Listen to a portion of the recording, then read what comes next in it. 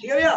Last class में हमने पढ़ा था भैया किसके बारे में भैया, वो मैक्सवेल एक्सपेरिमेंट के बारे में। ठीक है भैया।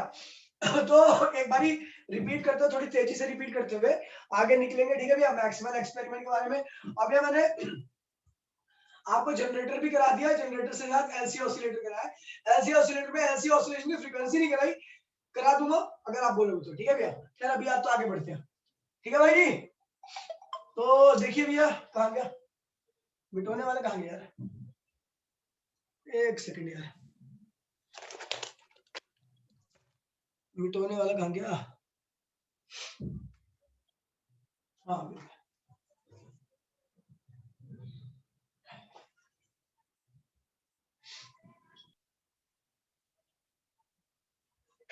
देखिए भैया, मैंने आपको बताया था एक एक्सपेरिमेंट किया मैक्सवेल ने। ठीक है भैया, मैक्सवेल ने क्या किया, एक बैटरी ली, बैटरी के साथ एक कैपेसिटर को लगाया।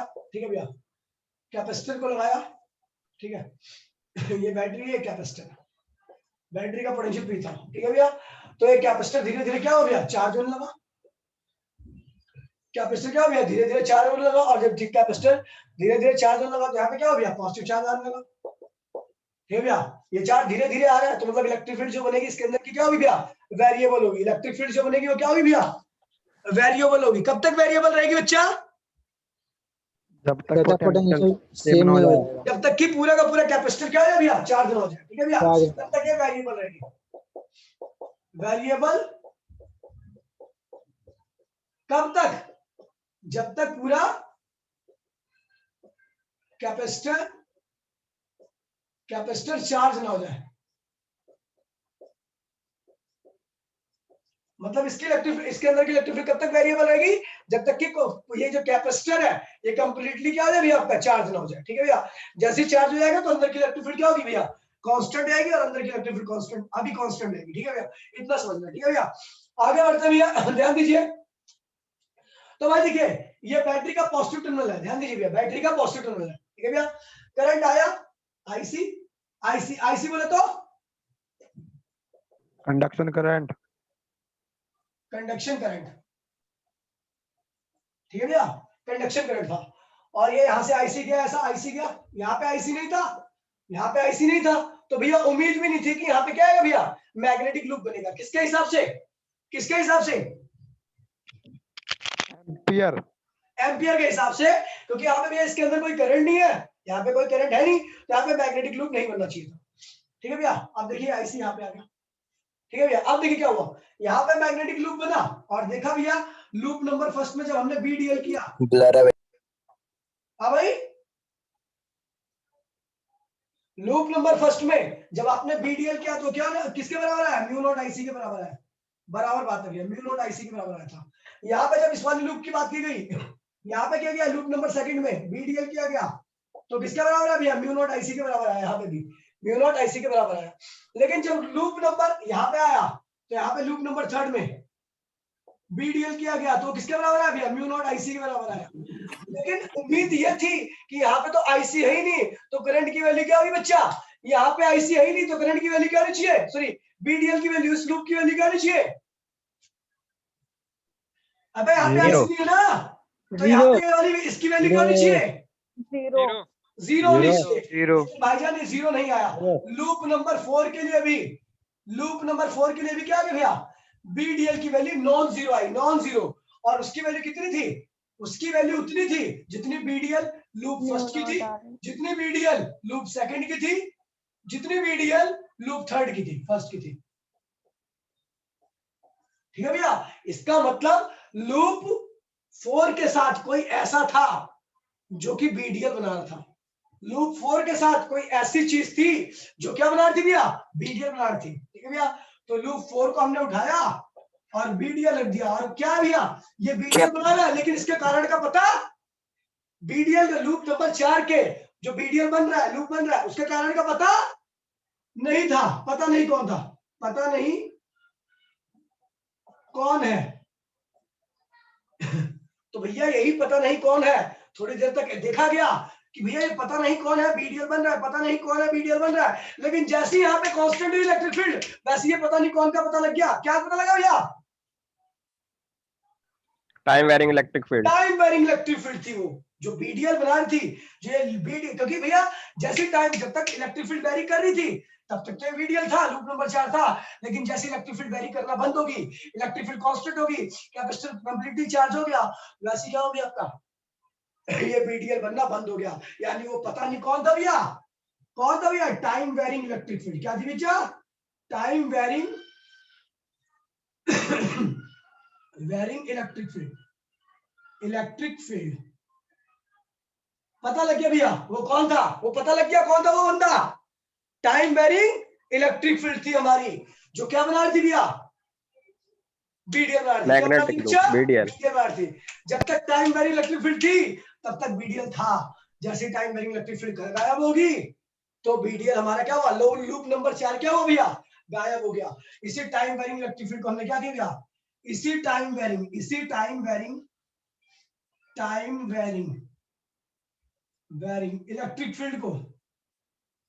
इलेक्ट्रिक फील्ड को हमने क्या कहा भैया, डिस्प्लेसमेंट करंट।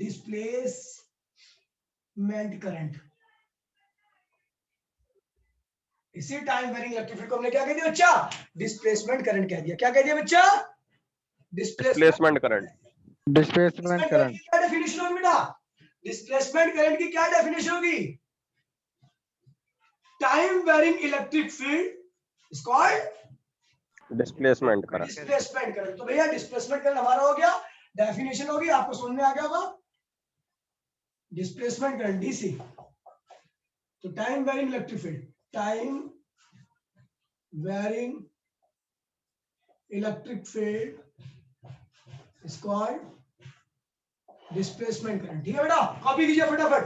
कॉपी करने के लिए फुल टाइम है, कोई दिक्कत नहीं है, अनलिमिटेड है, आज मजे आ रहे हैं बहुत ज्यादा। किसी कोई क्वेश्चन पूछना पूछ सकता है, टाइम का आराम से कॉपी करो भाई, कोई दिक्कत नहीं है। और भाई किसके साथ दिक्कत, लिमिट हट गई क्या टाइम की? हाँ लिमिट नहीं है, अनलिमिटेड है लिमिट। पैसा खर्च करा है, पैसे खर्च किए, पैसे खर्च, अंधे पैसे लगा दिए पूरी, इसलिए भाई 2 घंटे पढ़ाएंगे आज। अंकित बहेगा ये साले जूता मारूंगा खींच के, आधे पैसे मेरे अंकित भैया का है, ये भी बोल दोनों का है, समय भैया का भी अंकित भैया का भी। कोलैब कोलैब है, नाम तो कंपनी। किसी और का लिखा है। कोलैबोरेशन। हाइब्रिड भाई चल क्या रहा है ये, क्या हुआ, बता हाइब्रिडाइजेशन। दो अबे ये तो Good परसों वाला morning, टॉपिक था, good जो परसों morning. पढ़ाया था। भाई, ये थोड़ी था वो। अबे भाई परसों यही तो था, कहाँ था तू? यही था भाई परसों के पहले। अच्छा, परसों के पहले, भाई ऑफलाइन कब से आना है? कल से आज ही सुबह 8 बजे। ठीक है भाई। भाई 8 बजे करेक्ट चालू कर दूंगा। सर भाई जाएगा। अरे 8 भाई बजे चाय- तो उठता भी ना हूं मैं। चाय चू पिलाओगे हैं? चाय चू पिलाओगे? कौन मैं, हाँ सड़े पे जूते मारूंगा, चुपचाप बैठे आराम से। ठीक है भाई, हो गया भैया 90 प्लस पक्के हैं। 100। अच्छा भाई, जी। कमी सोचेगा हमेशा। भाई 200 चाहिए 200। ठीक है, हो गया भाई। भाई 200 चाहिए, 100 अरे चुप उनके हो जा, लिए भी। चुप हो जा, चुप हो जा।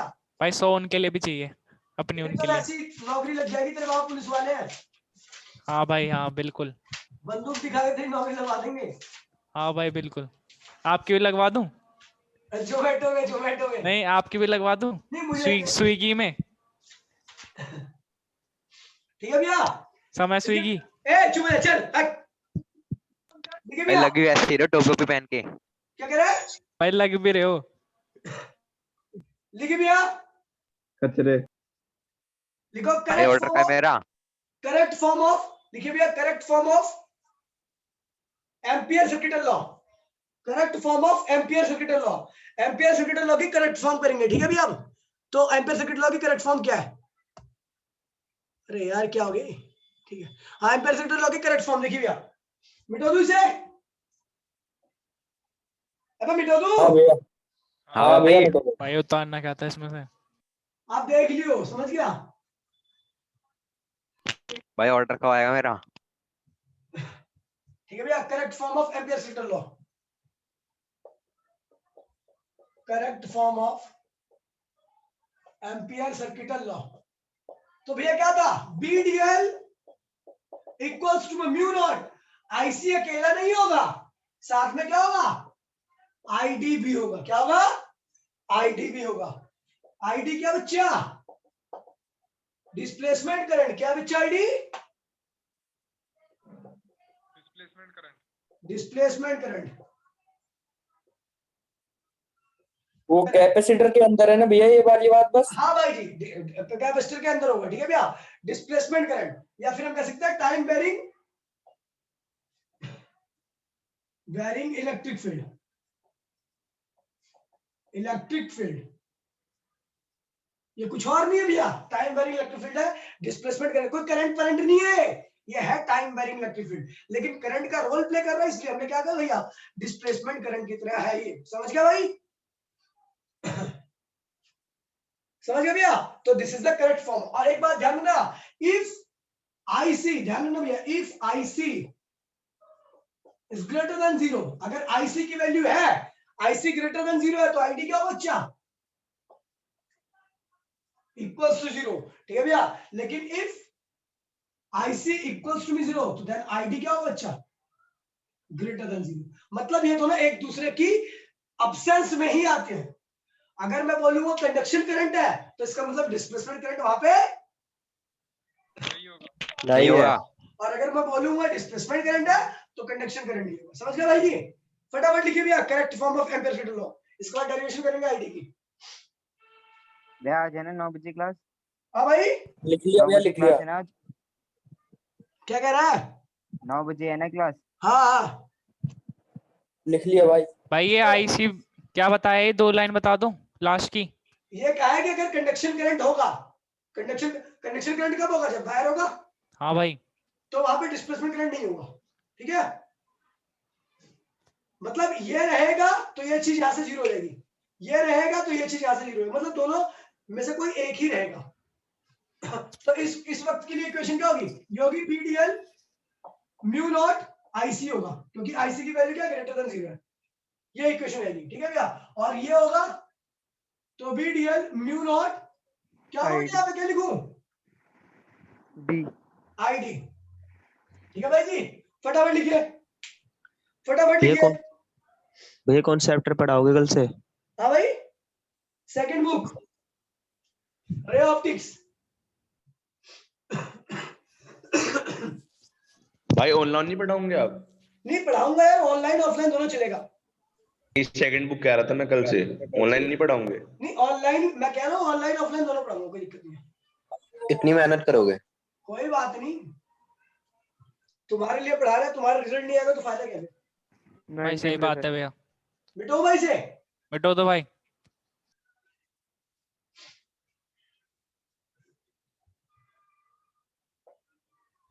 मैंने सुना इंपल्स वाले भैया रिवीजन करा रहे, दोनों बुक करा के कंप्लीट। किसने झूठी अफवाह फैला दी भैया? भाई एक बुक भी नहीं कंप्लीट हो रही। अभी तो वो आईआईटी पढ़ा रहे हैं भाई, आईआईटी पढ़ा रहे हैं वो। नीट का बैच पढ़ा रहा अच्छा नीट पर, भाई तीसरी बार रिवीजन हो रही है। एक मिनट भाई सुनिए, join Anil Batra for best result. Jeetu भैया हो रहे हैं भैया वो। ठीक है भैया। अब देखिए भैया सुन लीजिए, expression for displacement current, displacement DC मत सुनना, डायरेक्ट करंट नहीं, डिस्प्लेसमेंट करंट है, ठीक है भैया। तो इसकी एक्सप्रेशन क्या होगी, देखिए भैया हुआ क्या था एक्चुअल में। जब मैग्नेटिक फील्ड लाइन वेरी कर रही थी, तो भैया मैग्नेटिक फील्ड लाइन वेरी करने की वजह से इलेक्ट्रिक फील्ड लाइन वेरी कर रही थी, तो इलेक्ट्रिक फील्ड लाइन वेरी करने की वजह से उस प्लेट का इलेक्ट्रिक फ्लक्स भी, जिससे एक प्लेट से तो इलेक्ट्रिक फील्ड लाइन निकल रही थी, ऐसा था ना, इलेक्ट्रिक फील्ड लाइन ऐसे आ रही थी, आया ना, ऐसे भैया प्लस था, इसमें माइनस था, ठीक है। ये वेरिंग थी, वेरिंग नेचर की थी। तो भैया वेरिंग, देखिए भैया electric field line varying nature की है, तो जो इलेक्ट्रिक फ्लक्स होगा इस प्लेट के थ्रू या इस प्लेट के थ्रू, वो भी क्या होगा, नेचर को वेरिंग नेचर का होगा, है ना भैया। देखिए इसका एरिया ए है, इसका एरिया ए है, तो इलेक्ट्रिक फील्ड लाइन इससे पास करेंगे तो क्या आएगा, इलेक्ट्रिक फ्लक्स आएगा नहीं आएगा, आएगा। हाँ भाई इलेक्ट्रिक फ्लक्स आएगा, सुन लीजिए भैया, अगर इलेक्ट्रिक फ्लक्स आएगा तो इसका मतलब यह है कि भैया वो इलेक्ट्रिक फ्लक्स क्या होगा, वेरिंग नेचर का होगा। इसका मतलब इलेक्ट्रिक फ्लक्स जब बदलेगा तभी क्या आ रहा है, डिस्प्लेसमेंट करंट आ रहा है। इलेक्ट्रिक फील्ड कांस्टेंट होगी तो इलेक्ट्रिक फ्लक्स भी क्या हो जाएगा, कांस्टेंट। जब इलेक्ट्रिक फ्लक्स कांस्टेंट रहेगा तो उस वक्त जो आपका लूप बनना बंद हो गया था, लूप बनना बंद हो गया, इसका मतलब करंट की जो करंट का रोल प्ले कर रहा था वो करंट वाला क्या हुआ, चला गया। तो वो करंट वाला था कौन, डिस्प्लेसमेंट करंट ही था। तो इसका मतलब डिस्प्लेसमेंट करंट एक्चुअल में क्या होती है भैया, टाइम वेरिंग इलेक्ट्रिक फ्लक्स की वजह से आती है। टाइम वेरिंग इलेक्ट्रिक फील्ड क्या, तो टाइम वेरिंग लगता भाई, ठीक है भैया। तो जो आपका डिस्प्लेसमेंट करंट आ रहा है वो एक्चुअल में टाइम वेरिंग इलेक्ट्रिक फ्लक्स की वजह से आ रहा है। और वो फ्लक्स क्या होगा भैया, तो फ्लक्स बच्चा आपको पता ही है, देखिए भैया फ्लक्स क्या होता है भैया, we know flux equals to क्या होता है, इलेक्ट्रिक फील्ड एरिया होता है। क्या होता है बच्चा, ई इलेक्ट्रिक फील्ड इनटू में एरिया, क्या होता है, इलेक्ट्रिक फील्ड इनटू में एरिया, ठीक है भाई।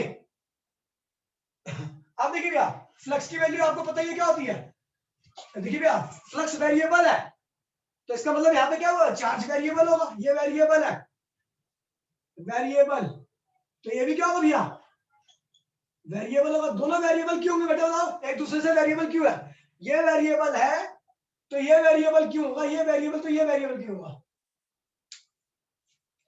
कोई बता सकता है भैया कि इलेक्ट्रिक ये चार्ज वेरिएबल है तो उसकी वजह से फ्लक्स कैसे वेरिएबल हो गया। अबे चार्ज वेरिएबल है तो फ्लक्स कैसे वेरिएबल हो गया, मैं ये पूछ रहा हूँ, सीधी सी बात है। चार्ज बढ़ेगा भाई जब चार्ज और भैया फ्लक्स भी बढ़ेगा।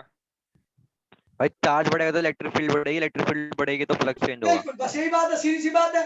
चार्ज वेरिएबल रहेगा तो इलेक्ट्रिक फील्ड वेरिएबल रहेगी, इलेक्ट्रिक फील्ड वेरिएबल रहेगी तो इलेक्ट्रिक फ्लक्स भी क्या रहेगा भैया, वेरिएबल रहेगा। समझ गए भाई, ठीक है। तो हमने यानी यहाँ पे जो चार्ज है वो वेरिएबल है, तो हमने चार्ज की वैल्यू क्या निकाली, क्यू इक्वल्स में 5 इनटू में एप्सिलॉन नॉट, यही आ गई भैया। चार्ज की वैल्यू क्या होगी, 5 इनटू में एप्सिलॉन नॉट, आई नहीं आई, हाँ भाई ठीक है।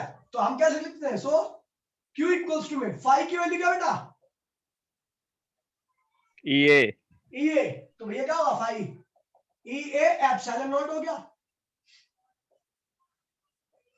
तो टाइम वी नो, अगर चार्ज वेरिएबल है तो उसकी वजह से क्या आएगा, करंट आएगा। करंट की वैल्यू क्या होती है, dq अपॉन में dt, यही होती है भैया। हाँ भाई चार्ज वेरिएबल से करंट कितना आएगा, करंट की वैल्यू क्या होगी, dq अपॉन में dt, तो dq dt और q की वैल्यू क्या रखी भैया, EA epsilon not, EA epsilon not. बेटा कांस्टेंट कौन कौन है यहाँ पे बताइए, आप खुद ही बताइए। एप्सिलॉन नॉट क्या है, epsilon not constant, constant, area क्या है, और एरिया कांस्टेंट है, कांस्टेंट, इलेक्ट्रिक फील्ड क्या है, वेरिएबल वेरिएबल। तो हमने ID क्या लिख दिया, ID इक्वल्स टू में A epsilon not DE upon में DT। यही है क्या भैया डिस्प्लेसमेंट करंट की एक्सप्रेशन, किसकी एक्सप्रेशन है भैया, डिस्प्लेसमेंट करंट की एक्सप्रेशन। क्लियर है अच्छा, हाँ भाई क्लियर है, कॉपी करो भाई।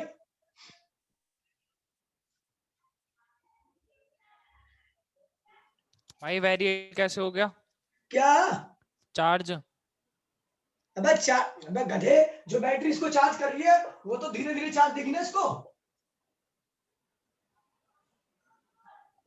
एक एक करके आएगा चार्ज। अच्छा भाई, हाँ सही है सही है।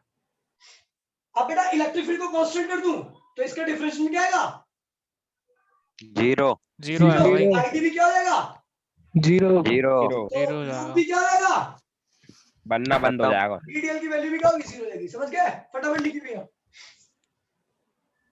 भाई पेपर में आएगा तो ऐसे लिखेंगे, क्या ऐसे कैसे लिखेंगे भाई लिख के क्या आएंगे पेपर में, साले जो लिखा है वही लिखेगा, और क्या लिखेगा भाई ये लिखेंगे क्या, क्या ये नहीं लिखेगा, हल्के में ले रहा भाई। हाँ भाई कोई स्टेटमेंट नहीं, कुछ नहीं है। मैं तेरे, जा प्रदीप पढ़ ले, जा जा प्रदीप पढ़ जा। अंग्रेज का बोल रहा है भाई। हाँ भाई अंग्रेज की तो बात ही नहीं है।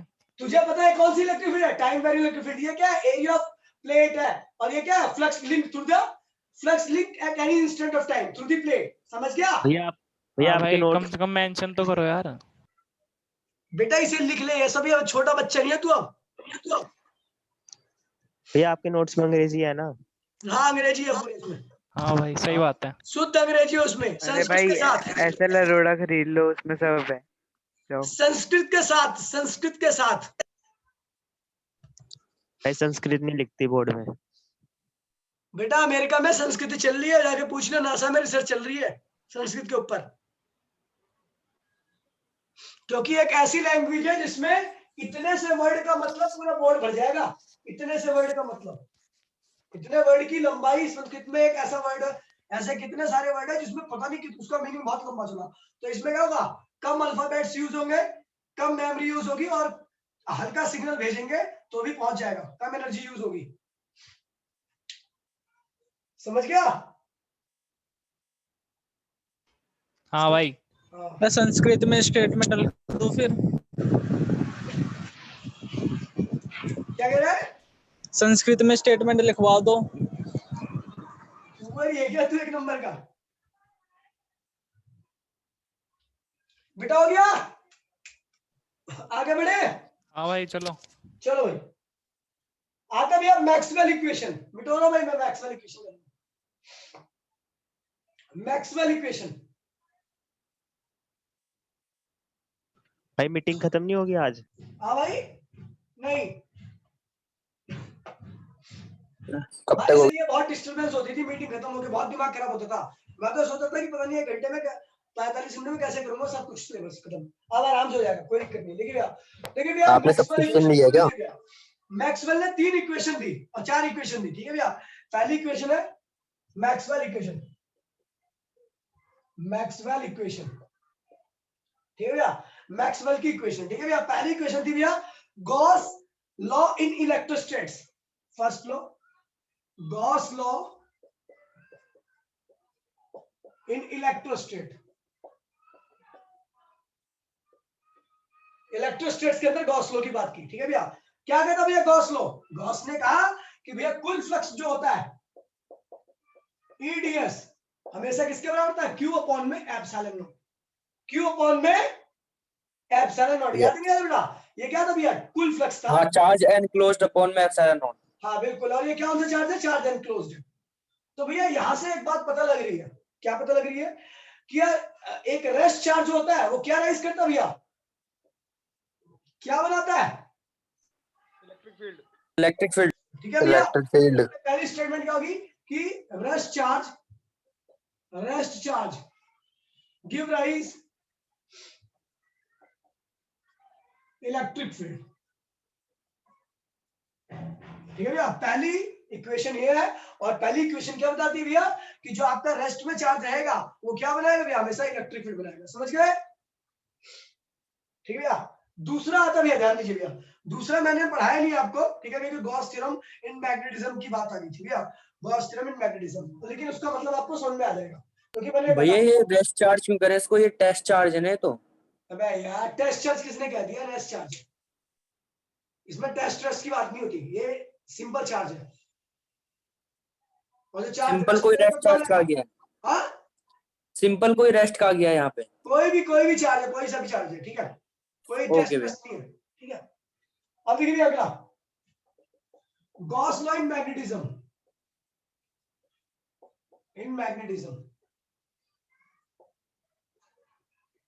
क्या कहते हैं भैया Gauss law in magnetism? Total VDS equal to 0, क्या होता है भैया? 0। टोटल मैग्नेटिक फ्लक्स क्या होता है बेटा? 0। अब इसका मतलब क्या हुआ? सुन लीजिए भैया, इसका मतलब ये होता है कि भैया अगर मैग्नेटिक फ्लक्स 0 है तो इसका मतलब इनवर्ट जितना फ्लक्स है उतना आउटवर्ड भी होगा, है ना? इनवर्ट फ्लक्स आउटवर्ड फ्लक्स दोनों क्या होंगे? बराबर होंगे।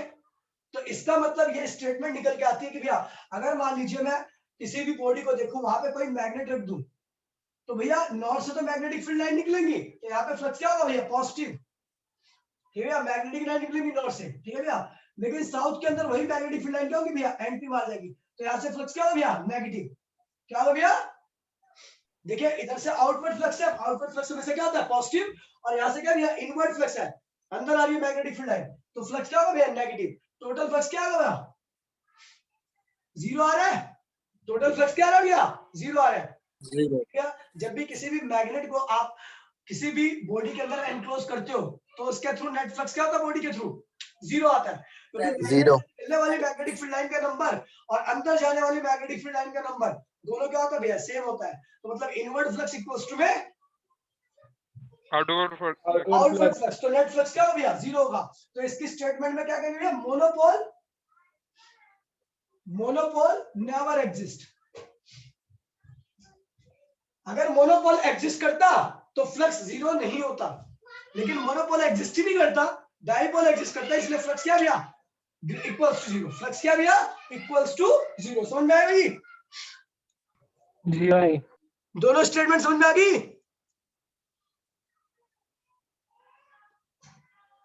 दोनों इक्वेशन हाँ भाई। क्लियर है बच्चा? हाँ भाई। ठीक है भैया, लिखो भैया फटाफट फटाफट, जल्दी लिखिए भैया।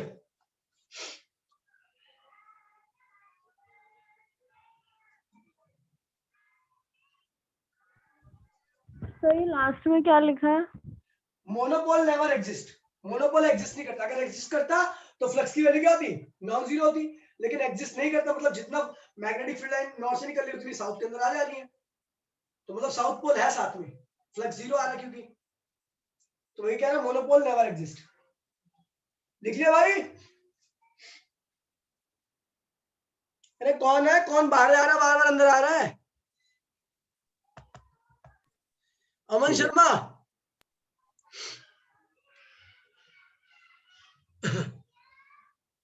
आगे बढ़े भाई जी। हाँ भाई। चलो थर्ड इक्वेशन देखिए भैया। थर्ड इक्वेशन थोड़ी हार्ड है, वैसे हार्ड क्या है, आसानी है। ठीक है भैया, जो हमने भी कर लिया।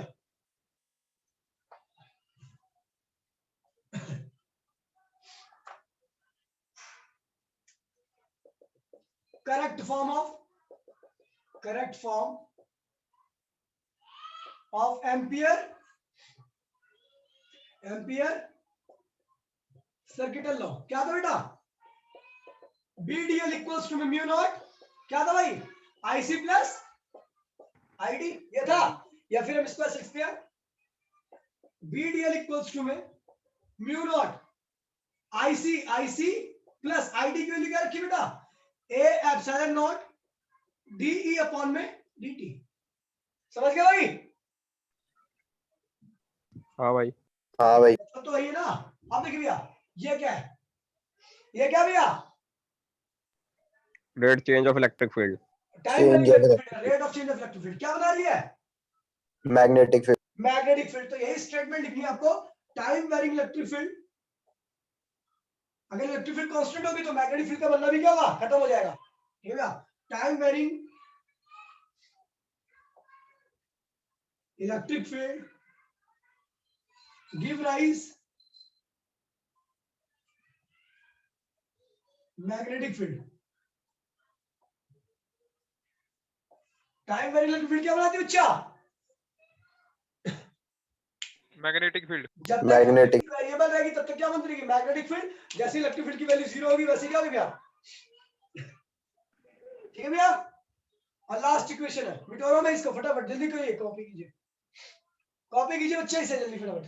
भैया लिखा क्या है? IC plus A E note के बाद IC plus A epsilon not हाँ, उसके DE अपॉन में ET। ठीक है।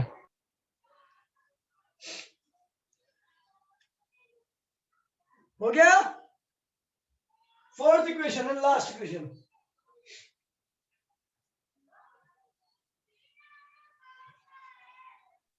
मैग्नेटिक फील्ड के पहले क्या लिखा है आपने? क्या? मैग्नेटिक फील्ड के पहले magnetic field rise RISE give rise magnetic field. ठीक है भैया ढंग से लिख ले करो।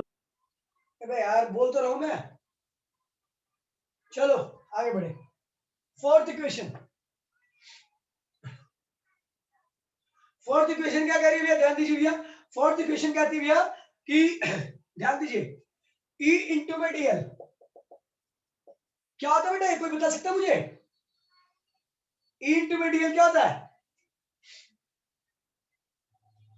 Electric flux. इलेक्ट्रिक फ्लक्स नहीं होता बेटा। इलेक्ट्रिक फ्लक्स में एरिया आता है। अच्छा हाँ। पोटेंशियल है। क्या बच्चा? पोटेंशियल आपको पता ही होगा वी नो, ये तो पता ही होगा E इक्वल्स टू में या EMF इक्वल्स टू में क्या होता है भाई, EMF इक्वल्स टू में क्या होता है माइनस DE अपॉन में DT, याद है डी सॉरी ये तो याद होगा, देखिए भैया ये क्या कि इलेक्ट्रिक फील्ड इक्वल्स टू में माइनस DV अपॉन में DT, याद है DR, याद है बेटा सेकंड चैप्टर हमने क्या था हाँ भाई कि equals to minus DV upon में DR, तो DV क्या हो जाएगा E इंटू में DR, ठीक है भैया। तो एक छोटा सा पोटेंशियल आ गया, टोटल पोटेंशियल क्या करोगे, टोटल पोटेंशियल dV का इंटीग्रेशन और माइनस EDR का इंटीग्रेशन करोगे, ठीक है भैया। यहाँ पे क्लोज कर दीजिए इसको लोग, ठीक है भैया। तो dV का इंटीग्रेशन क्या होता है भैया, dV का इंटीग्रेशन V होता है और इसको ऐसे लिख दीजिए EdV हो गया, क्या सॉरी EDR हो गया, क्या हो बच्चा EDR। कोई दिक्कत तो नहीं है, अगर कोई दिक्कत तो नहीं है, ठीक है भैया। अभी मैं इक्वेशन नहीं लिख रहा, इक्वेशन जो है वो ये है, देखिए भैया ये है इक्वेशन कि भैया आपका integration of EdV equals to में d5V अपॉन में dt, मतलब मैग्नेटिक फ्लक्स जब चेंज होता है तो क्या बनती है, मैग्नेटिक फ्लक्स जब चेंज होता है तो क्या बनती है, अबे इलेक्ट्रिक फील्ड, इलेक्ट्रिक फील्ड। लेकिन हमें क्या करना भैया कि मैग्नेटिक फ्लक्स नहीं, time varying magnetic field give rise क्या होगा, time varying magnetic field give rise क्या होगा, इलेक्ट्रिक फील्ड। जैसे time varying electric field give rise, time varying electric field give rise magnetic field, time varying magnetic field give rise electric field, ये हमें बताना है, ठीक है भैया। इसमें ये बताया गया लेकिन डायरेक्ट नहीं बताया इसने, इनडायरेक्टली बोला है, इसने सीधा बोला है कि time varying magnetic field give rise electric field, लेकिन हमें क्या दिखाना भैया, time varying magnetic field give rise electric field, मतलब एक दूसरे के उल्टा होता है। अगर इलेक्ट्रिक फील्ड बदलेगी तो इलेक्ट्रिक फील्ड बदलेगी तो क्या बनेगा, मैग्नेटिक फील्ड, और मैग्नेटिक फील्ड तो क्या बनेगा, इलेक्ट्रिक फील्ड।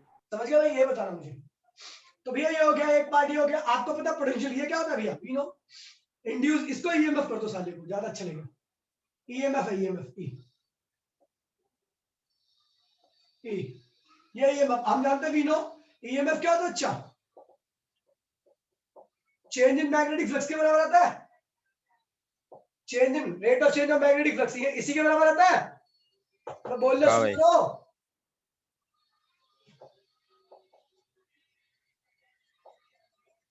ये क्या हो भैया, फ्लक्स किसके बराबर होता है, बीए के बराबर होता है, फ्लक्स बीए के बराबर, मैं बोलोगे हाँ है ना, हाँ भैया, हाँ भैया।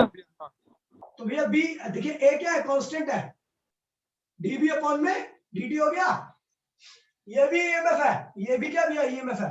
From first and second equation, ये इक्वेशन ये लिखनी है, ठीक है भैया। तो from first and second equation तो क्या हो जाएगा भैया, minus E integration of E second equation, ये क्या होगा भैया, ईडीआर इक्वल्स टू में negative of A DB upon में डीटी। तो माइनस से माइनस क्या हुआ, कैंसिल हो गया। तो यानी time varying electric field magnetic field की प्राइस क्या हो गया भैया, टाइम वेरिंग मैग्नेटिक फील्ड की प्राइस क्या हो गया बच्चा, इलेक्ट्रिक फील्ड, इलेक्ट्रिक फील्ड।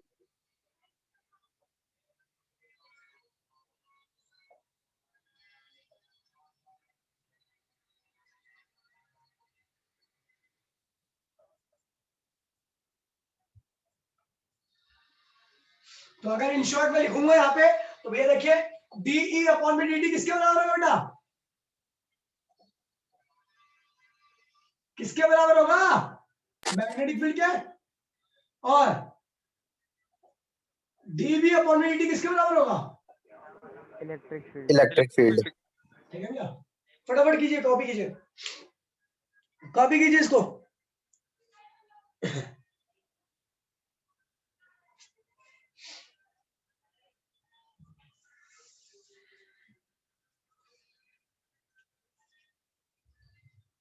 जल्दी से कॉपी कीजिए भाई।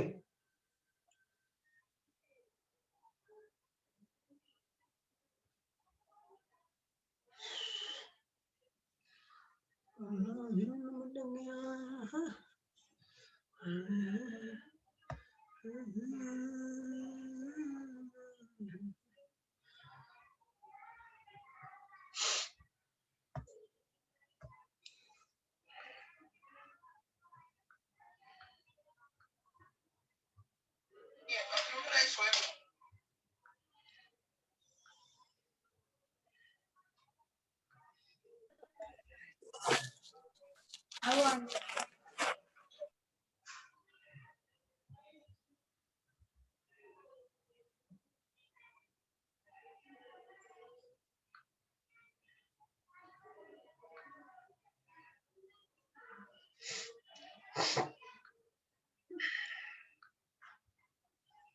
लिया?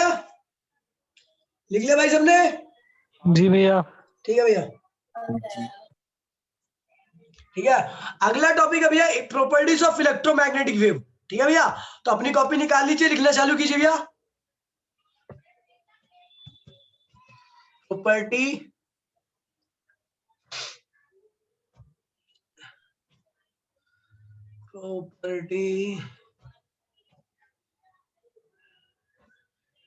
Of EMW।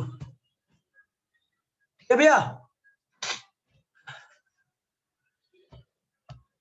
स्टार्ट कीजिए लिखना भैया। पहली प्रॉपर्टी लिखिए भैया। पहली property, first,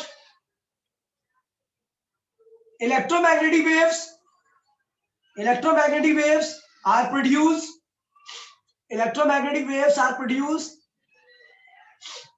by accelerating charge particle or oscillating charge particle. Electromagnetic waves are produced by accelerated charge particle or oscillated charge particle. Oscillated या oscillating charge particle. कोई बता सकता है भैया क्यों? ऑसिलेटिंग और एसिलेटेड चार्ज पार्टिकल से क्यों बनती है? कोई बता सकता है भैया? SHM। नहीं, मैं कह रहा हूं उससे ही क्यों बनती है? चार्ज पार्टिकल का एक्सेलरेट करना जरूरी क्यों है? भाई वेव है ना, तो उससे ही बनेगी। सुन लीजिए भाई चार्ज सुन लीजिए। पार्टिकल एक्सेलरेट करेगा तो मैग्नेटिक फील्ड बनाएगा ना। बिल्कुल बिल्कुल भाई, बिल्कुल सही बात है। देखिए जब चार्ज पार्टिकल एक्सेलरेट करेगा, तो एक्सेलरेट करके मैंने आपको सेकंड चैप्टर में याद है नहीं बताया था, ये चार्ज पार्टिकल एक्सेलरेट करेगा तो क्या बनाएगा? टाइम वेरिंग इलेक्ट्रिक फील्ड बनाएगा। क्या बनाएगा? Time varying electric field. और टाइम वेरिंग इलेक्ट्रिक फील्ड क्या बना देगी? Magnetic field. Magnetic field. और आपको पता है चार्ज पार्टिकल एक्सेलरेट कर रहा है, तो मैग्नेटिक फील्ड भी क्या बनेगी भैया? टाइम वेरिंग ही बनेगी। तो वो टाइम वेरिंग मैग्नेटिक फील्ड क्या बनाएगी? Electric field. Electric field. ठीक है भैया, तो इसीलिए जब भी इलेक्ट्रोमैग्नेटिक वेव के प्रोडक्शन की बात होगी तो ध्यान रखना कि कॉज क्या रहेगा उसका? एक्सेलरेटिंग या ऑसिलेटिंग चार्ज पार्टिकल। समझ गए बच्चा? हाँ भैया। ठीक है, अगली लिखिए भैया। भैया एक बार और एक्सप्लेन करना है इसको। भैया कह रहा है कि जब चार्ज पार्टिकल एक्सेलरेट करेगा तो जो उससे बनने वाली इलेक्ट्रिक फील्ड लाइन होगी वो कांस्टेंट नहीं होगी, वो वेरिएबल होगी, बदलेगा उनके बीच का गैप, है ना? हाँ, गैप बदलेगा तो इसका मतलब टाइम वेरिंग है, और टाइम वेरिंग इलेक्ट्रिक फील्ड क्या बनाती है? अगर क्या बनाती है? मैग्नेटिक फील्ड बनाती है। Magnetic field. और बनने वाली मैग्नेटिक फील्ड भी क्या होगी? चार्ज पार्टिकल के एक्सेलरेशन की वजह से वो भी क्या होगी? वेरिएबल नेचर की होगी। तो वेरिएबल नेचर की तो क्या बनाएगी? Electric field. तो इसका मतलब इलेक्ट्रोमैग्नेटिक वेव के प्रोडक्शन का कारण क्या है भैया? Oscillating charge particle. समझ गए? हाँ भाई। अगला लिखिए भैया। मेन प्रॉपर्टी में लिखिए direction of propagation of electromagnetic waves. Direction of propagation of electromagnetic wave. Direction of propagation of electromagnetic wave is always perpendicular to the direction of propagation of electromagnetic wave is always perpendicular to the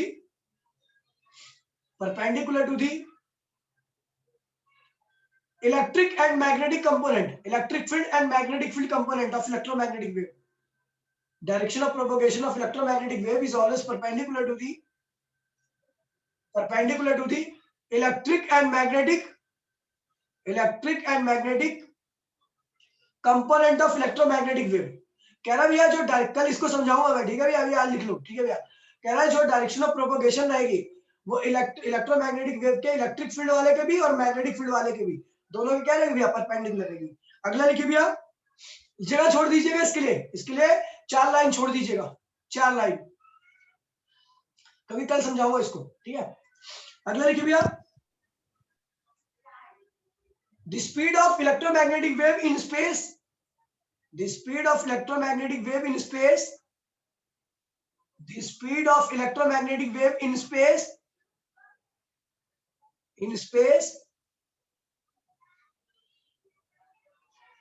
the speed of electromagnetic wave in space is always equals to 3 lakh kilometer, 3 lakh kilometer per second. The speed of electromagnetic wave in space is 3 lakh kilometer per second. इसके लिए भी दो 4 line छोड़ देना, इसके लिए भी, ठीक है भैया, इसको भी हम प्रूफ करेंगे। लिखिए भैया, the velocity of electromagnetic wave, the velocity of electromagnetic wave, the velocity of electromagnetic wave, the velocity of electromagnetic wave is always equals to electric field component upon में magnetic field component, electric field component upon में magnetic field component. जो speed of electromagnetic wave होती है वो इन दोनों का ratio होता है। किसका होता है भैया? इलेक्ट्रिक और मैग्नेटिक फील्ड कंपोनेंट का रेशियो होता है। समझ गए?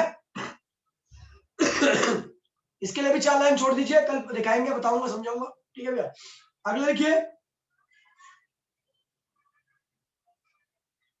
देखो, electromagnetic wave can not deflect, electromagnetic wave contain no charge, लिख दीजिए, electromagnetic wave contain no charge, bracket में neutral wave, electromagnetic wave contain no charge, bracket में neutral wave, neutral wave,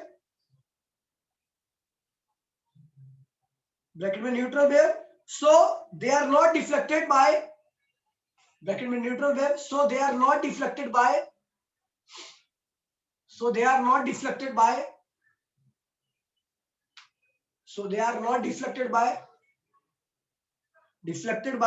electric and magnetic field। Electromagnetic wave किसी से deflection नहीं करती क्योंकि उनके पास कोई चार्ज ही नहीं होता, तो ना तो इलेक्ट्रिक फील्ड के साथ इंटरेक्ट होंगी, ना ही ये मैग्नेटिक फील्ड के साथ इंटरेक्ट होंगी, क्योंकि ये न्यूट्रल वेव्स होती है। ठीक है भैया, जैसे न्यूट्रॉन आपका न्यूट्रल होता है, किसी के साथ इंटरेक्ट नहीं करता, तो वैसे ये भी है। ठीक है भैया, अगला देखिए भैया, अगली प्रॉपर्टी, इसके लिए जगह मत छोड़िए, ये प्रॉपर्टी है। ठीक है भैया, लिखिए अगला, the electromagnetic wave shows, the electromagnetic wave shows property, the electromagnetic wave shows properties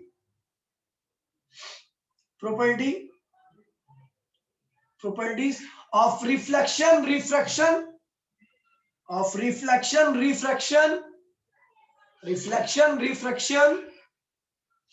interference, comma diffraction and polarisation. सारे पढ़ने आपको इस बारी, सारी चीजें पढ़नी है वेव ऑप्टिक्स में, सारी चीजों को पढ़ना आपको। ठीक है भैया, इंटरफेरेंस। ठीक है भैया, अगला लिखिए भैया, अगली प्रॉपर्टी लिखो, the energy of electromagnetic waves, the energy of electromagnetic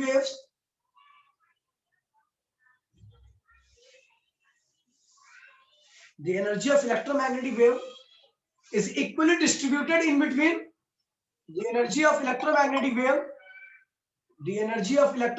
wave is equally distributed in between electric and magnetic field component,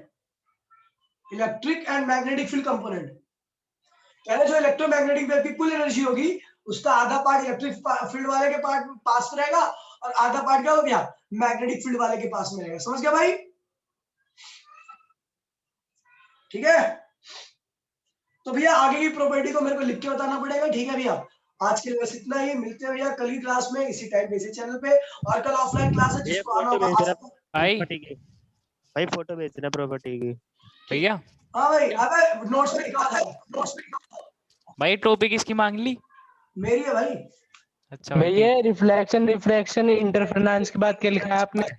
and polarisation. भाई हाँ, सुबह की टाइमिंग थोड़ी चेंज ना हो सके? नहीं भाई, कोई नहीं चेंज होगी। अरे हमारी क्लास है स्कूल की।